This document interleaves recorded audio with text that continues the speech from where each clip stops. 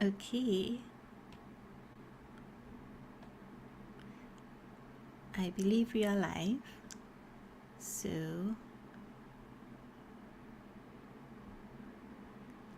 okay, good. So, welcome everyone. My name is Sreshtha Tewari. I am a woman in leadership emotional intelligence coach, and I have a question for you. Have you ever been thinking about something, focusing on it, trying to figure out the answer, can't figure out the answer, decide to leave it alone, and then arbitrarily, while you are doing something that seems simple, like maybe just walking down the street or maybe just relaxing, the answer suddenly comes to you? There's a reason for that. It is because your body or your nervous system was in a state or relaxed state in order to allow you to think logically. So today we are talking about fear, which gets our body in a hyped state, our nervous system in a hyped state. And we are talking about how to dance with it, how to flirt with it, how to seduce it so that we understand what it is it really trying to tell us. What is the intelligence behind the fear and how to use that fear in order to get unstuck. So welcome again, watching on whichever channel you are watching on Facebook, LinkedIn, or YouTube. Welcome to everyone. Please say hello in the chat so I know that you are out there. I don't get to see when you guys pop in, but if you speak on the chat, if you type on the chat, I will see you. Okay, so we're talking about our fear and dancing with our fear. So where did our fears come from? What is that ancient need for our fear? So if you think about history and where we came from and what we were going through, our fear was a way of protecting us. When we didn't live in buildings, when we were living in the forest or in open spaces where there was a real threat of attack by either another person, an army, or even animals, we would have used this fear, as I'm saying we would have used it, but this fear would have helped us to get out of danger. Because what happens when you are fearful is your heart is pumping blood faster through your system. You are taking in more air and you are able to run faster or make the escape that is necessary. In our present life, generally, even though it is not widespread, there are still things going on in the world, but generally our fear doesn't mirror some physical harm to our body. It more reflects an action that we need to take, but in taking that action, there is some anxiety or hesitance because of what may be layered upon that action, a place of the unknown, we don't know what would happen, a place of our physical safety in respect of Maslow's hierarchy of needs. Will we be okay? Will we have food? Will we have clothing? Will we have shelter? And what would it mean for the zone which we are in, which is referred to as your comfort zone, to move into that other zone? What does this fear represent? So there's a lot of literature on fear and a lot of things and articles and people saying to face the fear, just do it. So in facing your fear, my reframe on that is, in facing your fear, it seems also confrontational. So when I asked a group of people, when you hear face your fear, what you mean? I got things like there's a brick wall in front of me and I need to get through. I got things like do it anyway, even though you're anxious. And the thing is, doing things in this hypered state in your body is not the best place for you to act. You may get a result, but it may not be the best result you can get or the most creative result you can get. And if it is too much, you may just choose to stay where you are. So if you look at what fear is, my coach, Annie Lalla, likes to describe fear with excitement with your brakes on. In other words, there's some excitement about that action you are supposed to take or that you want to take, but there's some brakes on it. There is some hesitance. And where do those brakes come from? It comes from other people's perceptions. It comes from things you would have read in the media, on social media. It would have come from things persons would have told you. And so in your mind, you are viewing this exciting thing that you are seeing, but it is almost covered in beliefs that may not be true, in what other people think, in fear of the unknown. And the thing about it is that your excitement is still true. It is still there, and it can still come out to the front in order to make it possible or feel safe for you to move on from that fear and get unstuck.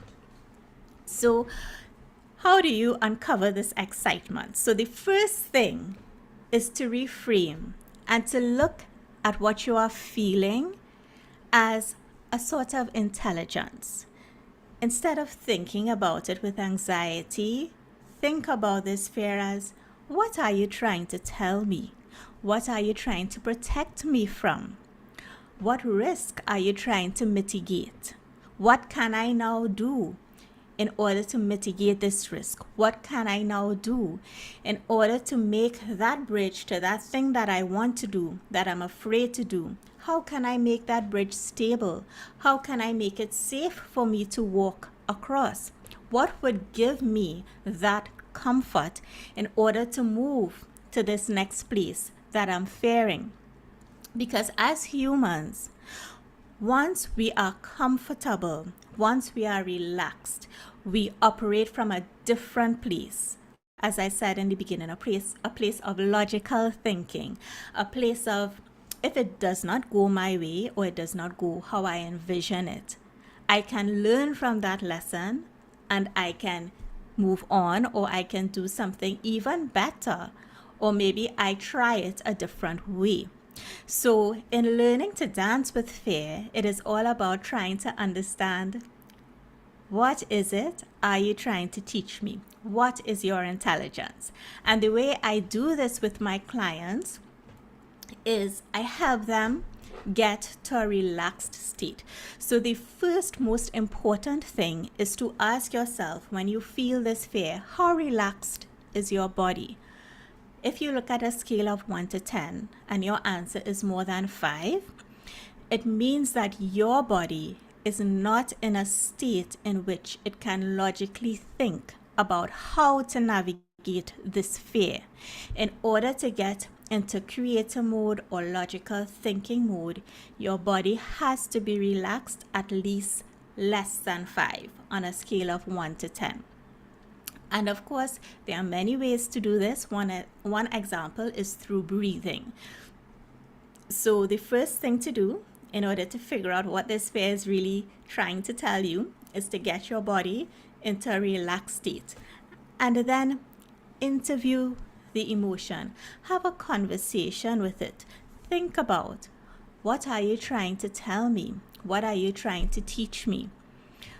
What can help me move on to that place? What can help me feel safe in order to move on from that place? And because I don't have, I asked for live subjects. If anybody would have liked to come and do a session live, I didn't get any takers, but I'm just going to share some of the things that my clients have experienced who were fearful of things when I would do this exercise with them. And of course, the plus in having a coach is one-on-one, I could better guide you in respect of how to navigate that fear, because everybody's answers to every question I ask will be different, and it is working with the answers in order to figure out. So one of my clients, this is a VIP client, she's a business owner. She was in a quandary in respect of whether to get a safe permanent job or to continue in her business, continue following her dream. And when I did a session with her, and well, she's a coaching client, so she's with me for 3 months, and I explore the fear, right? And I explore the fear. What she uncovered, and this is her own intelligence telling her, is that all she had to do was believe in herself and to find a way to hold on to her belief.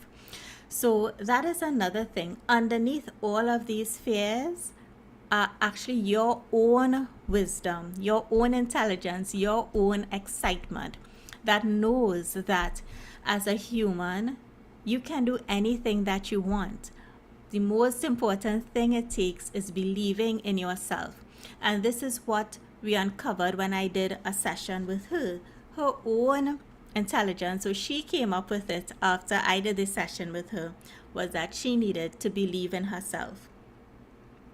I had another business owner who she grew up in a mentally and emotionally abusive home, which I know is normal in Caribbean culture, but some are more extreme than the other. You know, some people have family members who really make you feel that you will never amount to anything in life. And she's an ambitious person, a very smart person, and she was fearful of talking to her clients because she believed all the things that the persons in her life was telling her in respect of who she is, which wasn't such good things. And so she was fearful of calling her clients because she just had this belief that what she was being told by the persons in her life was what other people believed about her. And when again I went through the exercise with her, I got her relaxed, I navigated through the fear with her, her own intelligence, and what she would have uncovered was that her clients knew her worth, and her clients actually knew that she was genuine. They see her for who she is. And again, this is the client uncovering really what is hidden beneath them with my guidance to help transform their journey. I had another client who had a really big fear of failure. This client worked in the corporate world and is trying to start her own business. But she had a really big fear of failure. And again, what she realized is that she just had to believe in herself. And I know these things sound trivial and it may even sound obvious, but when you are in a state of that fear and that anxiety and you know what you want, so as women in leadership and business, we know what we want. We are schooled. We are excellent at that schooling, and we are excellent at taking what we learn and putting the tactical things into our businesses and into our jobs. But when it comes to doing things to help ourselves in our jobs and in our businesses, what holds us back really is what is going on inside of us, the emotions inside of us that nobody ever taught us how to deal with. We were taught how to lead, but we were not taught how to lead with our heart because, previously, and this is going to change, but previously we really thought that everything was strategic mental intelligence, strategic thinking. There wasn't a connection between thinking and emotions. And I believe the more that we understand our emotions, the more that we understand what it is telling us, is the bigger chance we are giving ourselves not only to free a path for yourself to move forward, because once you are free in your emotions, you are going to be free in your mind and settled in who you are and how you conduct your business. But also, it will give you an uncanny ability to connect with people, because once you are able to connect with persons, you are able to lead in a stronger, better way. knowing who you are and understanding who you are gives you a bigger chance of connecting with someone, because you would not weigh their worth onto you. And so whatever they do, whether you're a business owner or you have persons reporting to you, you would not let that affect your branding and your trajectory, because you know who you are. And then I had two other clients. These were emotional healing clients. One of them, a business owner again, was about to make an $8,000 US investment, and she was really in two minds about this big investment. She wasn't sure if to go ahead with it. She wasn't feeling good about it, and she had come to me, and again, we got her relaxed, we explored the fears, and at the end of it, she realized that this investment would actually help her business, and she was happy to make the investment. And that is another thing. When we move into things with a happy emotion, with a grateful emotion, with the sense of, I am lucky to be able to spend this money, or I'm happily spending this money, or investing in myself, it gives you a different outcome as opposed to being compared to if you are going into something with trepidation. Because if you are going into something and you are holding back, or there is some fear again around it, you are creating an environment where things will not go as smoothly as you want it to go. And last example, I also had another client. This is an emotional healing client who she is actually very senior in her corporation. She works in the corporate world, and she had a presentation to do in front of very senior directors from different jurisdictions. And she had a fear of public speaking for most of her life. And she had come to me, and again, I worked with her, and I helped her get to that relaxed state to understand what she needed to focus on in order to move forward and to clear her path. And the next week was her meeting, and it went very well. She was so excited, and this is something I like. She was so excited, and she called me and she told me how it went. So in order to dance with fear, one, honor it, know that there is an intelligence behind it. Try to unmask the fear and figure out what is really underneath that fear. Remove all of these layers, and then you will find the excitement that you are really looking for. Honor that excitement. Get your body in a relaxed state where on a scale of 1 to 10, you feel relaxed at least 5 or less, and interview the emotion. Figure out what it's trying to tell you. What is it trying to protect you from? Honor that protection and use that to move forward. And in that dance, you'll find a most beautiful song. So I hope that was helpful. Please feel free to comment and let me know what resonated with you, because this would then help me to build even more content for you and help you on your journey as well. If you would like, I'm offering a free emotional breakthrough session to anyone who is interested in clearing their path. If you have a dream you're always working on, but you are stuck and you really want to pursue that dream, you can book this session. It's an hour-long session, and at the end of that session, I am going to clear one negative emotion for you. We will explore it. You will have a way forward. I would leave the link below so that you could go ahead and book, or you can visit my website, www.purposefullypassionate.com, and the link is there on the first page to book that session. So I encourage you to do so. I also have a Facebook group where I provide exclusive content. Right now we are doing an abundance challenge. So if you would like to join that, feel free to DM me. And I also have a workshop coming up on the 14th on how to actualize your dream. I also have information on that on my website, www.purposefullypassionate.com. So if you are interested in that, feel free to register. It is $55 TT or $8 US until Friday. So if anyone has any comments or just wants to say hi, feel free to put it in the chat and we will begin our wrap up. I know there's a delay, so I have to wait a little bit.